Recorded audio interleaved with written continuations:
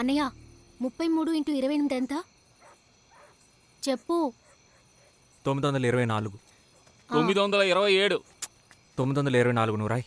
బావా, MLA office నుంచే వస్తున్నాను. ఆఫీసర్లు పోలీసులు కలిసి మన ఊళ్ళో 144 సెక్షన్ పెడతారట. 144 ఏం చేస్తున్నారు? ఇంకా దేనికి? ఉమ్మడి తాగునీరు పథకం మన ఊరికి లేదని 2 రోజుల్లో ప్రకటించబోతున్నారు. ఇది తెలిస్తే నువ్వేం చేస్తావు? ఉడికిపోతావు. అందుకే ముందుగా 144 సెక్షన్ పెడతారట. వాళ్ళెవరు నా ఊరికి ఏది కావాలి ఏది వద్దని నిర్ణయించడానికి? అధికారంతో ఎక్కడో కూర్చున్నట్టు చూసావా?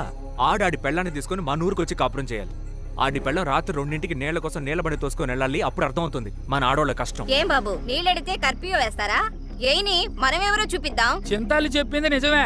అలా చేసి ఓట్ల కోసం ఊళ్ళోకి వస్తారా? వస్తే నరికి పోగులు పెట్టవా? మరే ఇంకా ఎన్నాలని భయపడుతూ బతుకుతామండి. పోలీసుల తుపాకీలో మనమో తేల్చుకుందాం. ఇలా ఆవేశపడడం వల్లే, తొందరపడడం వల్లే మనం పైకి రాలేకపోతున్నాం. ప్రభుత్వం యజమానుల కోసం పథకాలు తీసుకొస్తుంది. మనం వాటిని ఎదిరించి పోరాడతాం. వాటికి వ్యతిరేకంగా కోర్టులో కేసు కూడా పెడతాం. కోర్టు ద్వారా న్యాయం దొరుకుతుందని ఎదురు చూస్తూ ఉంటాం. కేసు కోర్టులో ఉంది, కేసు కోర్టులో ఉందని చెప్తూ ఉంటారు. ఎదురు చూసే మనకి వయసు అయిపోద్ది. మనకే తెలియకుండా మనం వద్దని చెప్పిన పథకాలు మన మీద, మన పిల్లల తలల మీద వాళ్ళు రుద్దలేదా? అవునా కాదా? ఏదో పెద్ద చీరేస్తానంటున్నారు. రేపు ఎవడైనా ఓటు కోసం వస్తే మనం కొలవడానికి ఓటేసే రకమేగా మీరు. అవునా కాదా? మరి కులం, మతం, దేవుళ్ళని చెప్పి మనల్ని తేలిగ్గా వల్ల వేసేసుకుంటారు. మన పోరాటాన్ని ముగించడంలో వాళ్ళు ఎంత క్లియర్గా ఉన్నారో అలాగే ఏది కావాలో ఏది వద్దో అని మనం క్లియర్గా ఉండాలి.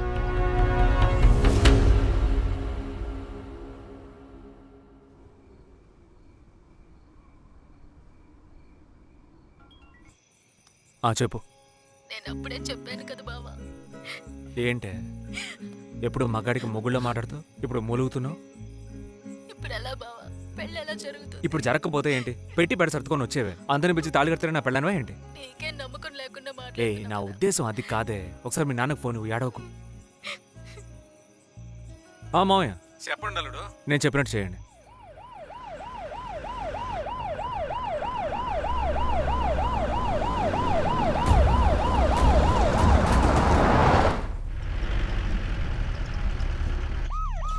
అమ్మా ఆగండి. ఏంటమ్మా ఈ టైంలో తిరుగుతున్నారు? ఏంటి తిరుగుతున్నావా? నీళ్లు కావాలి. నీళ్లు మీరు తెచ్చివ్వండి, ఇలాగే ఇంటికి వెళ్ళిపోతాం. ఏదో ఒక సాగుతో బయటకు వచ్చారు. పోమా. అలాగే.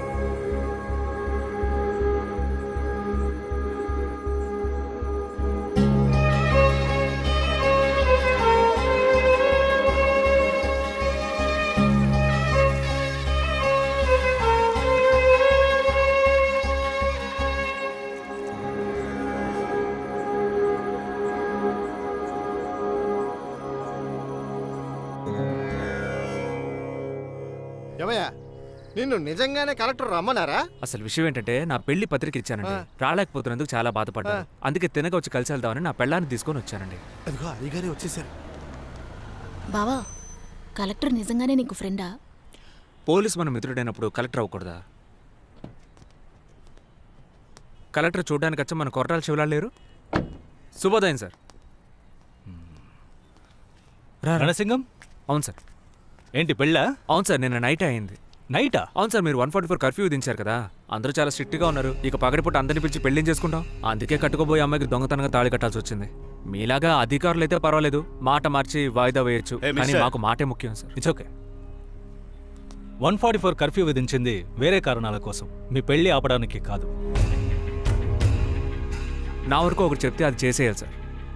అది విడిగా రహస్యంగా చెప్పినా సరే, లేదా ఊరందరి ముందు చెప్పినా సరే. ఇందులో కారణం చెప్పి తప్పించుకోవడానికి ఏం లేదు రణసింగం. అండ్ ఊళ్ళో ఉన్న వాళ్ళందరూ మీలాగా దేశ సమస్యల కోసం, సమాజం కోసం న్యాయంగా పోరాడితే పర్వాలేదు. కానీ మన దేశంలో అలా లేదుగా. బై ద వే, ఊరు జనమంతా నాకు ఇచ్చిన టైం ఇంకా అవ్వలేదనుకుంటా. మీరు అడిగింది త్వరలోనే మీకు అందుతుంది.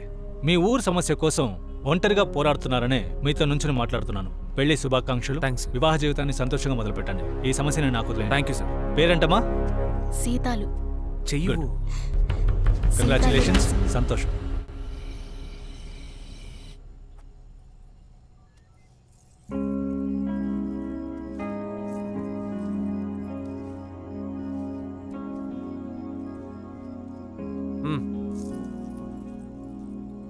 ఏం ఆలోచిస్తున్నావు సీతలు? నువ్వు ఊళ్ళో వాళ్ల కోసం, ఊళ్ళో ఉన్న సమస్యల కోసం ముందుండడం చూసి ఇంటికి చేయాల్సినవన్నీ చేసి ఖాళీగా ఉన్నావు అనుకున్నాను. అర్థం కాలేదా? ఓయ్, ఎదుటి వాళ్ళకి సమాజ సేవ చేయడానికి ముందు మనల్ని కన్నవాళ్ళు, తోడబుట్టిన వాళ్ళు, ఫ్రెండ్స్, చుట్టాలు ఇలా అందరి బాగు చూడాలి. అలా చూడకపోతే ఇలా చూడు, వాళ్ళకేం కావాలో ముందు అది చూడాలి. వాళ్ళని పస్తులుంచి ఊరి కడుపు నింపడానికి వెళ్ళకూడదు. ఇప్పుడు ఎవరు పస్తులు ఉన్నారు? నువ్వు తెలియదా? ఆకలేట్లేదా? అమ్మ నాన్న చెల్లెలు ఎక్కడా? అమ్మ చెల్లెలు పెద్దమ్మింట్లో సెటిల్ అయ్యారు. పాకలో నాన్న సెటిల్ అయ్యారు. నువ్వు నేను ఒక ముఖ్యమైన పని మీద ఇక్కడ సెటిల్ అయ్యాం. మన వల్లే కదా. ఏ, పెళ్ళికి ముందు నేను కూడా పాకలోనే పడుకునేవాడినే. నువ్వెక్కడైనా పడుకోవచ్చు బావా, కానీ ఈడొచ్చిన పిల్ల బయట పడుకుంటే ఏం బాగుంటుంది? What is your problem? మనందరం ఒకే చోట కలిసుండేలాగా ఓ ఇల్లు కట్టు బావా.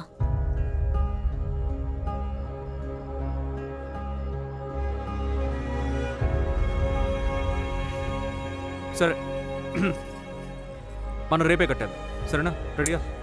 ఓయ్, ఎటకారం కాదు, నేను నిజంగానే చెప్తున్నాను. నేను నిజంగానే చెప్తున్నాను సీతాలు. ఎందుకంటే పెళ్ళైన మొదటి రోజు రాత్రి ఇంత బాధ్యతగా మాట్లాడే పెళ్ళాన్ని కట్టుకున్నందుకు నేను ఎంత గొప్పగా ఫీల్ అవుతున్నానో తెలుసా? ఇప్పుడు నేను చెప్పబోయేది విని ఏంట్రా వీడు రెండో రోజు జరగబోయే ఫస్ట్ నైట్ కోసం కాకి మీద ఉండడం తప్పుగా అనుకోకూడదు. సరేనా? అంతేకాకుండా ఇంతవరకు నా కుటుంబంలో ఇలా ఆలోచించి ఇలాంటి ప్రశ్నలు ఎవరూ నన్ను అడగలేదా? మొట్టమొదటిసారి నువ్వు అడిగేసరికి ఇక మీద అన్ని చకచకా జరిగిపోతాయి. చూస్తూ ఉండు. ఏదేది ఎప్పుడెప్పుడు ఎక్కడెక్కడ జరగాలో అదే అప్పుడప్పుడు అక్కడెక్కడ జరగకపోతే దేవుడు కోపడతాడు. ఏది? First night. అదే కదా ఇప్పుడు ఇక్కడ జరగాల్సిందే. అర్థం కాలేదా నీకు? నాకు అర్థం అవుతుంది, కానీ నేను చెప్పేదే నీకు బొత్తిగా అర్థం కావట్లేదు. ఒక్క నిమిషం ఉండు. అందరి చేతిలోనూ కెమెరాలు ఉన్నాయా? మనం కొంచెం జాగ్రత్తగా ఉండాలి. చెప్పు. నేను చెప్పేది అర్థం చేసుకుంటావా? రణసింగం పెళ్ళం వచ్చిన రోజునే కుటుంబాన్ని బయటికి తరిమేసిందని ఊళ్ళో వాళ్ళందరూ మాట్లాడుకుంటారు. అవునా? ఎవడ్రా మాట్లాడింది? ఇదిగో, ఎవడ్రా ఇదిగో. ఎవడ్రా మాట్లాడింది? అరవై అది అయ్యా. ఎవడది? నాకు తెలియదు. ఉండు సీతాలు. ఎవడ్రా మాట్లాడింది? ఊరుకో. అది కాదు సీతాలు. ఊరికో సమస్య అంటే ఊరినే ఏకం చేస్తాను. నాకో సమస్య వస్తే ఊరుకుంటానా? అందులో నీది ఎంత పెద్ద సమస్య. పెళ్ళైన మొదటి రాత్రి నాడు నా వంశంలో ఎవరికి ఇలా జరిగిందే లేదే. ఎలా వదిలేయమంటావు? ఆడెవడో వెంటనే తెలుసుకోవాల్సిందే. వదలను, అస్సలు వదలను. సీతాలు, నువ్వు ఎక్కడికి వెళ్తున్నావు? రా, వచ్చి కూర్చో, మాట్లాడుకుందావు. రా. ఏమైంది సీతాలు? వచ్చి కూర్చో, మాట్లాడదాం. ఏంటి సీతాలు? నేను చెప్పేది విను. నేను చెప్పేది విను.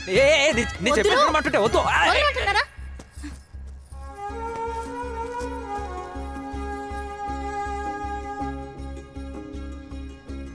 సీతాలు, అంతేనా?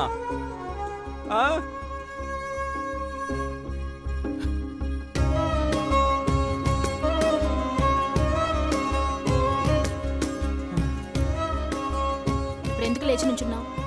ఎందుకంటే నుంచోవాలని ఉంది. నా ఇష్టం.